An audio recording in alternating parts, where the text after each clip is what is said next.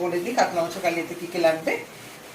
কালিয়ার জন্য নিয়েছি মাছ বড় বড় পিস করে কাটা, সর্ষের তেল, তেজপাতা, হলুদ, জিরা বাটা, লঙ্কা বাটা, গোটা গরম মশলা, গোটা শুকনো লঙ্কা, আদা বাটা, পেঁয়াজ বাটা, সর্ষে বাটা, কিশমিশ, চিনি।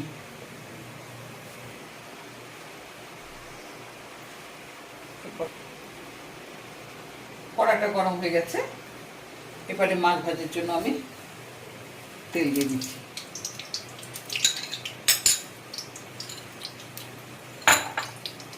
বন্ধুরা, তেলটা গরম হয়ে গেছে।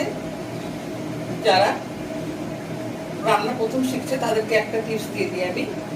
তেল গরম হয়েছে তখনই বোঝা যাবে। তেলের একটা নিজস্ব কালার আছে। কড়াই গরম কড়াইতে তেলটা যখন গরম হয়ে যাবে